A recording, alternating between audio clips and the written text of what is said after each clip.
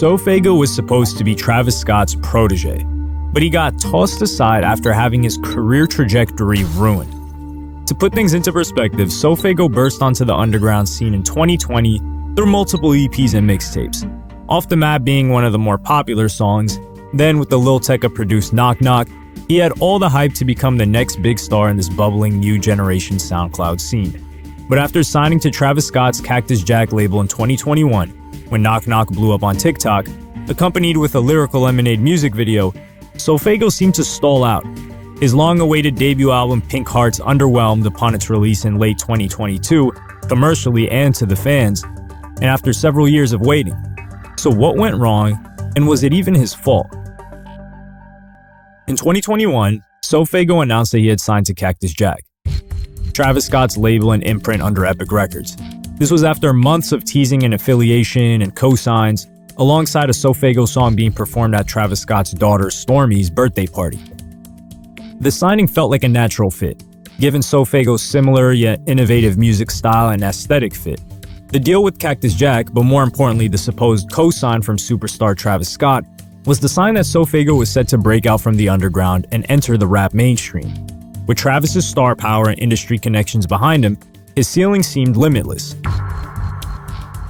Sofago was on the rise. He had released several projects in 2020, After Me, Angelic 7, alongside EPs like Web and a couple of others.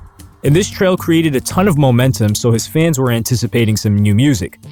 But 6 months into 2021, and there was no single from Sofago, and his first track he appeared on was Trippie Redd's MP5, which was a huge look with its own music video and introduced him to a more mainstream audience. But the first single after linking up with Cactus Jack was Let's Lose Our Minds. In August 2021, that was supposed to be the lead single for Pink Hearts. His momentum wasn't dying though. Knock Knock was really skyrocketing during 2021, and he even appeared on Don Toliver's Life of a Don album on the track Smoke. Don Toliver was Travis Scott's first real signee that he put effort behind, and his introduction was through Travis Scott's Astroworld album. After the appearance on the Don Toliver album, new music slowed to a trickle, as nearly a year passed without another single or project from Sofago. However, this wasn't completely his fault. While Life of a Don had released in October of 2021, and the hype for Utopia, Travis Scott's next album, was in full swing, with Sofago fans anticipating a feature to officially introduce him to the mainstream, things would not go as planned. On November 5th, 2021, the annual Astroworld Festival hosted by Travis Scott was in full swing in Houston, Texas, and would turn out to be one of the biggest tragedies in hip-hop music festival history, with 10 people dying and many suffering injuries from crowd crush. This not only destroyed any plans for Travis Scott, but had a trickle-down effect on Sofago. Travis Scott was now the most hated man in music, and he had to repair his reputation or wait out the hate before he could focus on any of his artists. So Travis Scott fell back for months, not appearing or doing anything, let alone promoting music, and this left Sofago in a weird position. His rival, the Gary Oak to his Ash Ketchum, was none other than Yeat, who at one point was smaller in popularity than Sofago, but he was skyrocketing in popularity in 2021 through TikTok, as well as releasing 3 full-length projects. Ken Carson, a Playboi Carti signee, was also taking off, nowhere near as big as Yeat or even Sofago yet, but he had released his first commercial project titled Project X and was off to the races. Some fans will say that Sofago wasn't allowed to release and just had to keep promoting his Pink Hearts project, but as we've learned now, he was distributing through an independent distributor or something along those lines.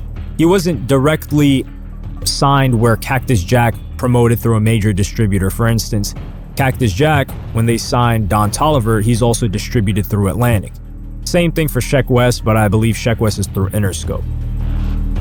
So that kills this theory, and while we may never get the answer, we know the outcome: lack of releases. It wasn't until June of 2022, a whole 7 months, that Sofago would release an EP titled Before Pink to hold over his fans, the same day that he was presented as one of the 10 XXL freshman class of 2022. But after a couple of weeks, things were bad. Up until this point, that was 7 months of narrative building and conversation about Sofago having fell behind Yeat, his career being ruined, and his lack of releases. Granted, he did have some performances here and there, as well as a Foot Locker and Apple Music advertising campaign he appeared in. But those core music fans wanted what they first followed him for: music. The same year, another Playboi Carti signee was beginning to build steam: Destroy Lonely, part of a class that followed after Yeat and Sofego. At this point, Yeat already hit the mainstream with multiple songs charting on the Hot 100. Sofego would finally release his debut album, Pink Hearts, in November, to first week sales of just under 7,000 copies first week. In the same sales realm as Kent Carson's Project X, a far cry from what was expected with the hype that had largely died, and then follow it up with the fact that Sofego fans who had supported him for years weren't even happy with the quality of the music. But how hard is it to live up to a project that's anticipated for 2 years? The features on the project were Gunna, DJ Khaled, Ken Carson, Lil Uzi Vert, and Don Toliver. A solid feature list, considering Sofego usually doesn't use many features, but one person was missing: Travis Scott. But he was going to be on Travis Scott's Utopia album. That's the big plan that the fans had for Sofego. Sofego would end up going on tour opening up for Nav, as opposed to his once peer Yeat opting out of festivals to do his own headlining tour and connect with the fans and build that base. At this point, Sofego had largely fell out of the public conversation. Destroy Lonely had released his first project on Playboi Carti's label Opium that would chart at 91 on the Billboard charts, but Sofego's not even made it into the top 200 of his first week. Travis Scott would unfollow Sofego on Instagram in early 2023, which led to fan-made rumors that there were issues between them, but that was quelled during All-Star Weekend when Cactus Jack had a pop-up and show where Travis Scott announced that he would be releasing Utopia after members of Cactus Jack dropped their projects, one of which was him announcing a Sofego EP. Before Sofego even released again, Destroy Lonely would release his album If Looks Could Kill in May of 2023, which debuted at number 18 on the charts first week, selling 30,000. Sofego would release his next project, Go, in June, that failed to chart, with no major features either. Travis Scott was teasing Utopia a ton, but he would finally release it on July 28, 2023, with an army of features. Cactus Jack with one, like Sheck West, who was on a different version of a song that didn't end up on there. But the moment Sofego fans were waiting for didn't come to fruition. He was nowhere to be found on the album. Not to mention Tizo Touchdown was on there, who was a straight-up nobody just several years ago when Sofego was blowing up. Anticlimactic would be the easiest way to define it considering the magnitude of this release, but perhaps he would take Sofego out on the Utopia tour, right? Well, no, that's not happening either. The opening act for Travis Scott is Tizo Touchdown, someone who isn't even signed to his label. We may never know the real reason, but it's evident that the only individual who was signed or really close to being signed with Cactus Jack that got worse treatment than Sofego, well, let's see about that, was Smoke Perp. And their musical talent is night and day. Sheck West, when he had his first 2 singles, Live Sheck West, Die Sheck West, and Mo Bamba, was brought out to multiple shows and festivals by Travis Scott, got a ton of support, and of course had a huge look on the Jack Boys album, as well as appearing on No Bystanders on Astroworld and being an opening act on the tour. Don Toliver got similar treatment, feature on Astroworld and on his own project with Travis Scott, being brought out at performances, and being embraced. But Sofego got none of this. And he's still on Cactus Jack as of his last release, Go, which was credited to them. It's fair to assume that she would get the same treatment as the previous 2 signees, especially when every one of your fans in the industry is telling you that you're the next big star. But as quickly as everyone calls you a star, you can become an afterthought in their mind. So your career is your responsibility. And if he was allowed to freely release that entire time and it wouldn't have been blocked, then there's nobody to blame other than himself.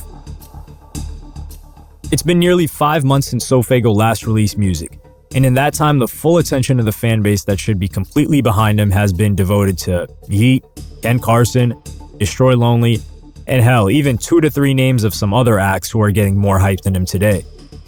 Ken Carson recently released his album A Great Chaos, which is slated to sell between 40 to 45K as the time I'm writing this, when Sofego never even got to scratch the surface at 10K first week.